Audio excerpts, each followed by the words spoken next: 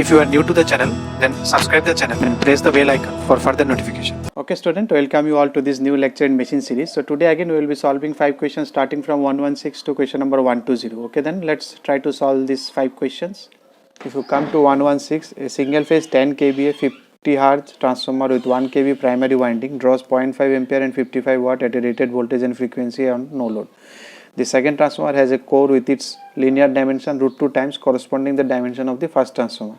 The core material lamination thickness of the are the same in both the transformers. The primary winding of both the transformers have the same number of turns.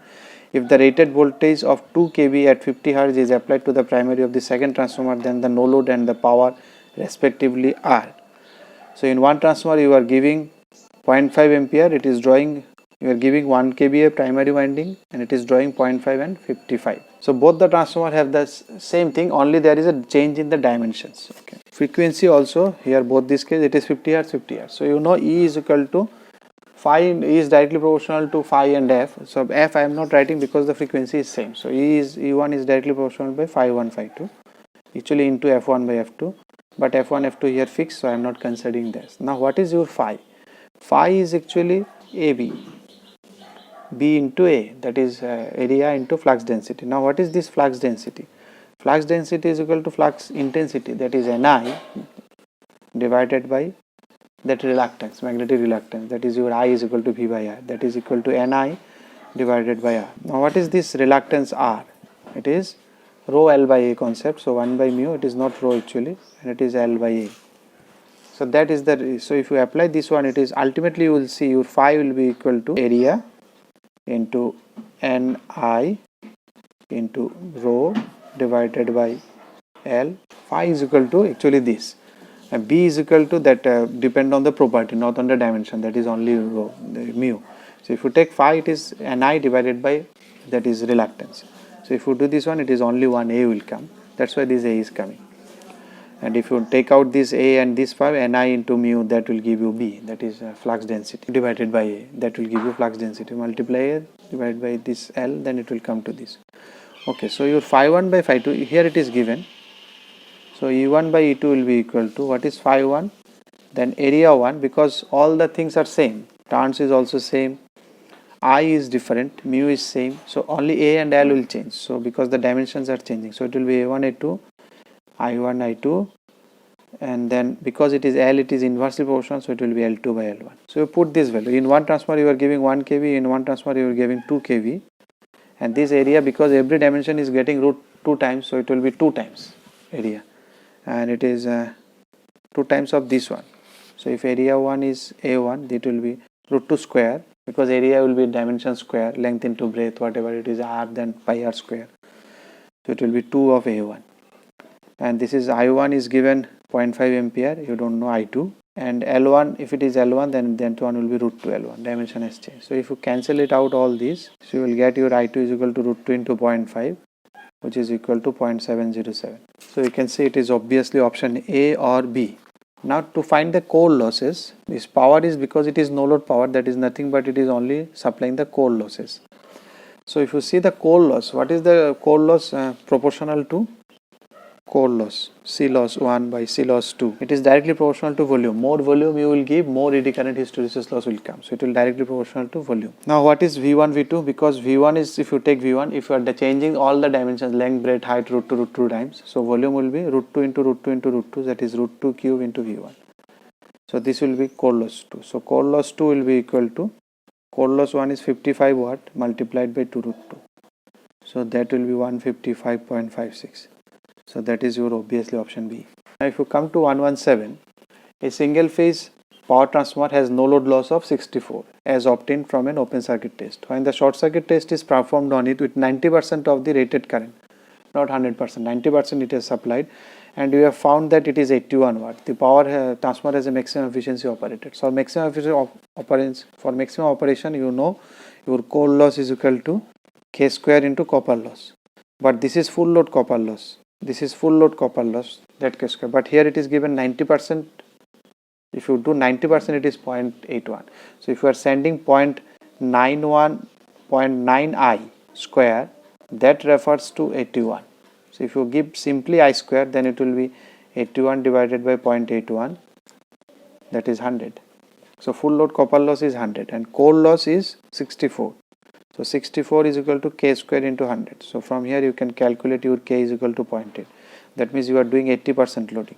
So at 80% loading your efficiency will be maximum, because this is the condition for maximum efficiency.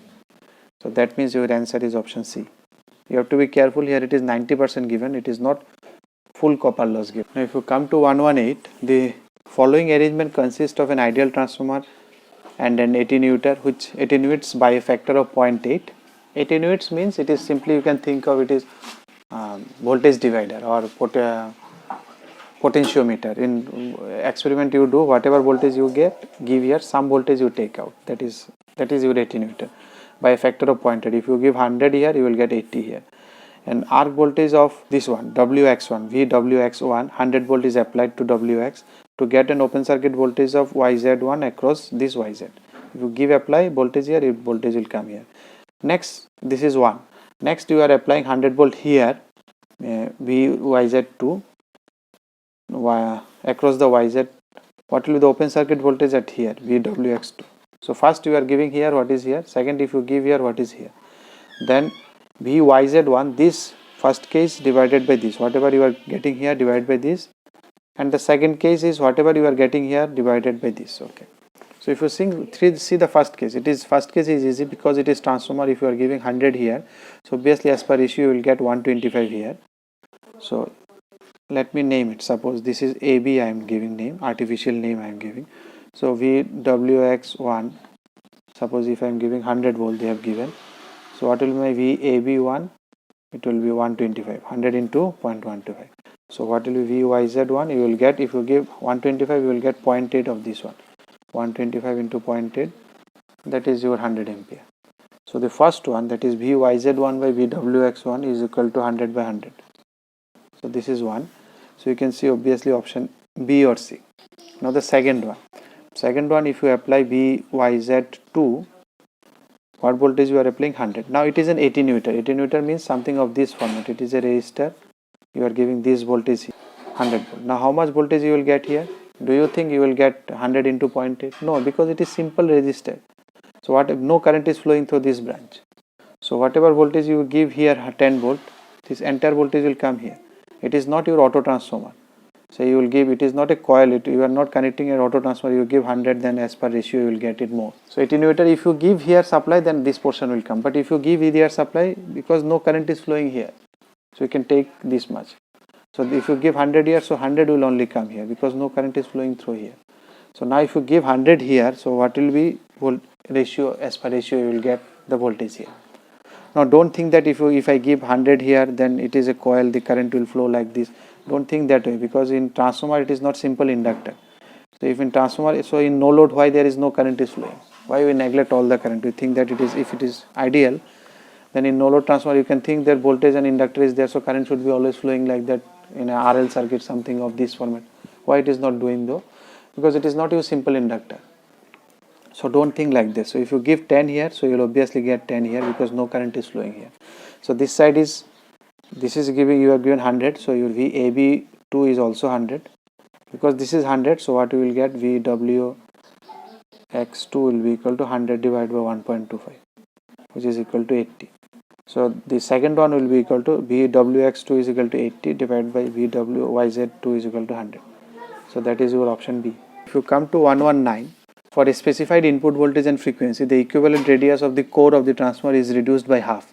Then the factor by which the number of turns in the primary should change to maintain the same no load current. Okay. No load current means you are talking about that magnetization current that is required. Okay. So that magnetization, that phi we already just have seen this one. So just now I have seen my phi is equal to this much. Here because it is coming from same supply, so your I will not be, I will be same I, because your supply voltage you are not changing. N will be changing because they are asking what should be, you change the number of turn. And obviously A, L, we will see all these things, mu will be same. So that is your phi. So you can say what you are doing here, the equivalent radius of the transformer is reduced by half. So if radius is reduced by half, so if you, here you can say it is not simple area. If it is not simple area, it is given equivalent radius. Equivalent radius, what is the radius of the core? You don't have radius. Normally what we do, your transformer core is like this way. that is we do. So if you cut it here, this is the cross sectional area. So generally we say it is the cross sectional area of the transformer, that is that area A. It is not that equivalent area. Now they are saying equivalent area, equivalent radius. That means what they have done actually, they have taken out this one, this sheet. This is a rectangular sheet. Suppose it is of this fashion. This is box type fashion. If you have seen. So if you cut it here, you will find a rectangle shape, and that is the cross sectional area. That is this much thickness and this much width and this thickness. That will give you this cross sectional area. So this will be like a rectangle. So if you want to make it, find its equivalent area, so in terms of radius, what will be its radius? So what we do, if you take this sheet, what is the equivalent area of this sheet? If you want to find in terms of that radius, you convert it into a cylinder. And what is this area? That is the radius, you will get it here, and for this cylinder you will get this curved surface area. This is the equivalent, whatever the area in this rectangle, this is the same area here, and here you will get this effective R, that is the radius. So if you make it a cylinder of this fashion, and this R is known as the equivalent radius. So what is the area of this cylinder? It is 2 pi R into L. That is your curved surface area, or 2 pi R into H if the height is L or H, whatever, let it be H. So you have reduced this one by half. So it is equivalent radius you have reduced. It is not that the core is of and directly you are reducing that radius. So if you reduce this one by half, so your area only reduced by half, not square. So your A1 will be A1 and it will be A2 A1 by 2, and it is N1 by N2, and this is same because length you have not changed it, not this length, mean length you have not changed it. This is L, total mean length. So that is also fixed. So this should be constant, this should be fixed. So this is 1, phi 1 by phi 2, this should be same because same no load current they are asking. So you can see your N1, this will get cancelled. So your N2 will be equal to 2 into N1. So that means your option C. Now if you come to question number 120, the core loss of a single phase 230 by 115 50 Hz power transformer is measured from 230 volt side by feeding a primary from a variable voltage with variable frequency source while keeping the secondary open circuit. The core loss is found to be 1050 for 230 50 Hz and it is 500 for 138 30 Hz. Hysteresis eddy current loss of the transformer for 230 50 Hz input are respectively. Okay, so you know this one, my hysteresis loss, that is H1 by H2 is directly proportional to B. H is proportional to B to the power 1.6 into F and B is proportional to V by F. So we have explained, we have done lots of question on this one. So I will directly write it. It will be V1 by V2 to the power 1.6 and it will be F2 by F1 to the power 0.6. So here H1 by H2 is equal to, because two cases are given, 230 first they have applied, then 138. So I will find the relation between these two, that is to the power 1.6, and F2 is equal to 30 by F1 is equal to 50 to the power 0.6. So if you do this one, you will find your H1 is equal to 5 by 3 of H2. So there is a relation between H1 and H2. H1 is the 50 Hz one. Similarly, your ED current, that is, let me write it E1 by E2. So that is also proportional to, E is proportional to B square into F square, B is by V by F. So V by F square into F square means only V square. So it is V1 by V2 whole square. So which means E1 by E2 is equal to 230 by 138 whole square, which gives you E1 equal to 25 by 9 E2. Now they have given H1 plus H2 is how much? H1 plus E1 in the first case it is given 1050 and H2 plus E2 in the second case it is given 500.